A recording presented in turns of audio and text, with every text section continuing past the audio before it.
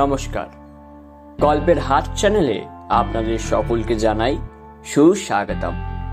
আজ আপনারা শুনবেন লেখক সত্যজিৎ রায়ের লেখা গল্প অভিরাম।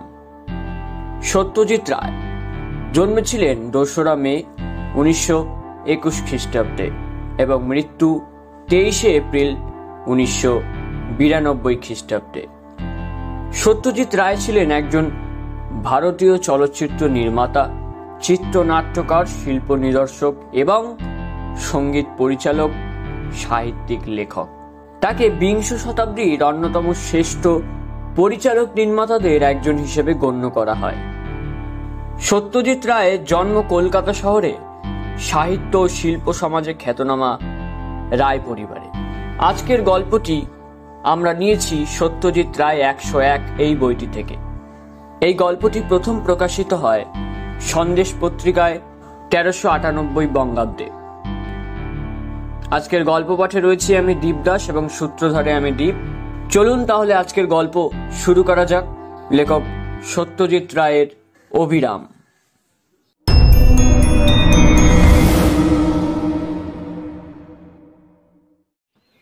তোমার নাম কি? বাবু, আজ্ঞে বাবু অভিরাম সাউ। তোমার বাড়ি কোথায়? এই যে বাবু, উলুইপুর গায়ে বাবু, উড়িষ্যা। বাড়িতে আছে কে কে? ওই আমার দাদা আছে, বৌদি আছে আর 2 ভাইপো আছে।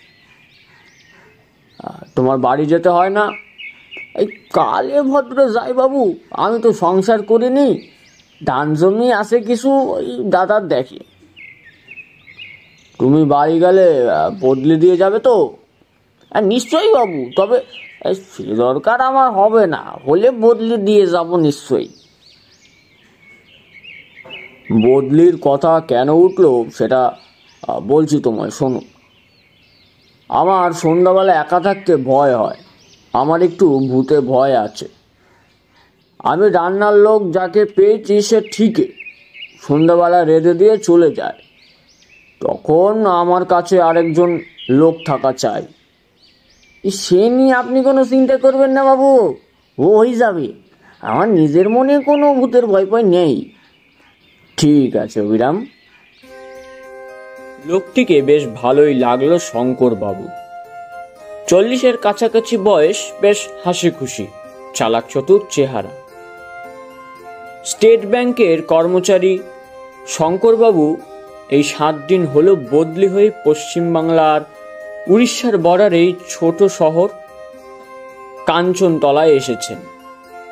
নিজে একা মানুষ, 2খানা ঘর সমেত একতলা একটি ছোট বাড়ি পেয়েছেন, তাতে তার চলে যাবে। তবে বাড়ির পরিবেশ নিলিবিলি, তাই একজন চাকর সবসময় থাকা দরকার। শঙ্করবাবুর ভূতের ভয়টা একটা খাঁটি ভয়। অনেক বছর ধরে অনেক চেষ্টা করেও সেটা কাটিয়ে উঠতে পারেননি। অভিরামকে শঙ্করবাবু বেশ ভালো লাগতে লাগলো। এমনি কাজ তো ভালোই করে, খাটতেও পারে, আর সন্ধ্যাবেলা সে সত্যি করে শঙ্করবাবুকে সঙ্গ দেয়। আরও একটা জিনিস শঙ্করবাবুকে অবাক করে, সেটা হলো অভিরামের গল্পের স্টক। সে বলে যে সব গল্প সে ছোটবেলায় তার দিদিমায়ের মুখে শুনেছে। উড়িষ্যার অফুরন্ত রূপকথা আর উপকথা অভিরামের নখদর্পণে। অভিরাম ভূতের গল্প বলার মন্ত্রণাও শঙ্করবাবুকে দিয়েছেন কয়েকবার, কিন্তু শঙ্করবাবু তাতে আমল দেননি। আমি কিন্তু অনেক ভূতের গল্প জানি বাবু, অভিরাম বলল। তা হোক, ও জিনিসটা তুমি বাদ দিয়ে অন্য গল্প বলো তো। তা বেশ বাবু, তাই হোক। তবে যদি কোনোদিন মনে হয় ভূতের ভয় কাটিয়ে উঠতে পেরেছেন তো আমায় বলবেন, তখন আমি আপনাকে ভূতের গল্প শোনাবো। দেখবেন কেমন মজাদার গল্প। আমি নিজে ভূত মানি না অভিরাম। তুমি নিজে ভূত মানো অভিরাম? আমার আর মানা না মানায় কি আছে বাবু, ভূত থাকলে আছে, না থাকলে নেই। ব্যাস ফুরিয়ে গেল। তবে হ্যাঁ, ভূত মানেই যে খারাপ লোক হবে এইটা আমি মানি না। ভালো ভূত হলে ক্ষতি কি? কথা আর বেশি আগালো না। এই ঘটনা 3 মাস পরে এক বর্ষাকালের সকালে অবিরাম শঙ্করবাবুর কাছে এসে বলল, বাবু, দাদার কাছ থেকে চিঠি পেয়েছি। বেশি বর্ষা হওয়ার ফলে আমাদের ফসলের খুব ক্ষতি হয়েছে। দাদাই এটা একা সামলাতে পারছেন না। আমারে 3-4 দিনের জন্য যেতে দিলে খুব উপকৃত হই বাবু, দেবেন? শঙ্করবাবু এ অবস্থায় না করতে পারলেন না। কিন্তু তুমি যে যাবে, লোক দিয়ে যাবে তো? নিশ্চয়ই, খুব ভালো লোক দেব। তবে সে বোধ হয় আমার মতো কথা বলতে পারবে না। তা হোক, সন্ধেবেলাটা আমায় একটু সঙ্গ দিতে পারলেই হলো। তা খুব পারবে। আপনি যতক্ষণ না শুতে যাবেন ততক্ষণও আপনার এই কাছেই বসে থাকবে। অবিরাম চলে গেল।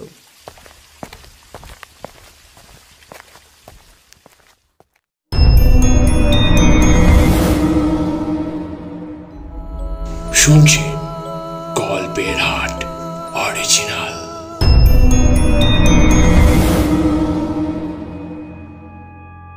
3 দিন পর শঙ্করবাবু এক পোস্ট কার্ড পেলেন তার ভৃত্যের কাছ থেকে।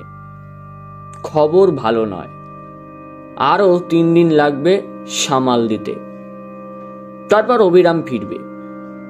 শঙ্করবাবু কি আর করেন। এদিকে বদলি চাকরটিকে তার বিশেষ পছন্দ নয়। মুখটা কেমন যেন গোমরা গোছের, যদিও কাজ করে ভালোই। পরদিন সকালে রেডিওতে খবর শুনে শঙ্করবাবু স্তম্ভিত।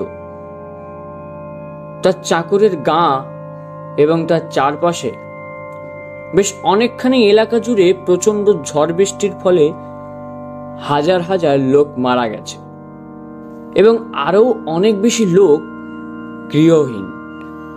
শঙ্করবাবু মাথায় হাত দিয়ে বসে পড়লেন। এই অবস্থায় ঠিক কি করা উচিত তা তিনি ঠিক করতে পারলেন না। চিঠি লিখে লাভ নেই, অবিরামও যে লিখবে এমনও কোনো ভরসা নেই। অবিরামের বদলি নিতান্তই এ ব্যাপারে কিছু সাহায্য করতে পারল না। রাত 10টা পর্যন্ত বাবুকে সঙ্গ দিয়ে নিতাই উঠে পড়ল।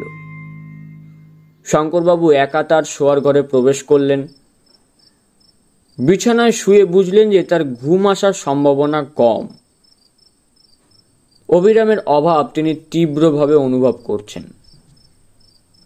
ক্রমে রাত নিঝুম হয়ে গেল। একটানা ঝিঝি ঢেকে চলেছে। এবার তার সঙ্গে শেয়ালের ডাক যোগ হল।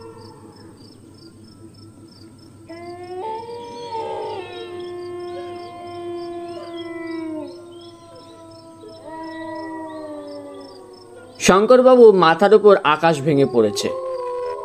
ভূতের ভয়ে এর মধ্যেই তার শিরদাঁড়া দিয়ে ঢেউ খেলে গেছে। ওটা কি? পায়ের শব্দ না? শঙ্করবাবু বুঝলেন তার গলা শুকিয়ে কাঠ হয়ে গেছে। বাবু, সে কি? এ তো অবিরামের গলা। অবিরাম নাকি? চাপা গলায় প্রশ্ন করলেন শঙ্করবাবু। আগে বাবু, আমি এসেছি, ফিরে এসেছি। আমার ধরে প্রাণ এলো অবিরাম। দাঁড়া দাঁড়া, দরজা খুলি। না বাবু, খুলবেন নি। মানে খুলে দিলে দেখতে পাবেননি। সে কি? আমি অবিরাম বাবু, কিন্তু আসল অবিরাম নই। আমি অবিরামের ভূত। এই আমারে বন্যায় টেনে নিয়ে গেছে, আমি আর বেঁচে নেই। কোনো উত্তর নেই শঙ্করবাবুর দিক থেকে। কি বাবু, শুনলেন আমার কথা? তবুও কোনো উত্তর নেই। বাবু, আবার ডাক এলো বাইরের অন্ধকার থেকে। কথা এলো বাড়ির ভিতর থেকে। তোকে কিভাবে দেখতে পাবো তাহলে? এই শুধু একটা ব্যাপার হলেই পাবেন। কি সেটা? আপনিও যদি ভূত হন।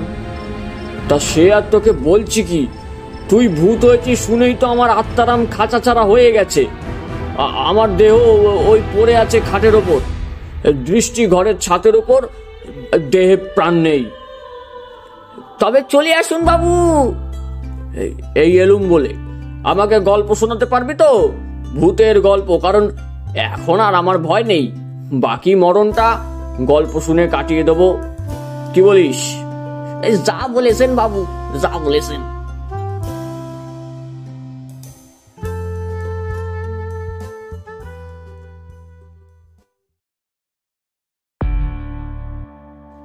নমস্কার, এতক্ষণ আপনারা শুনলেন লেখক সত্যজিৎ রায়ের লেখা গল্প অবিরাম।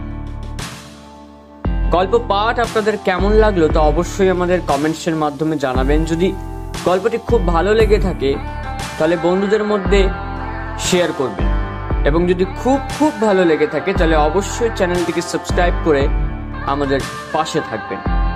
আজ এই পর্যন্তই, দেখা হবে পরবর্তী পর্বে অন্য একটি গল্প নিয়ে। ততক্ষণ ভালো থাকুন, সুস্থ থাকুন এবং গল্প শুনতে থাকুন। ধন্যবাদ।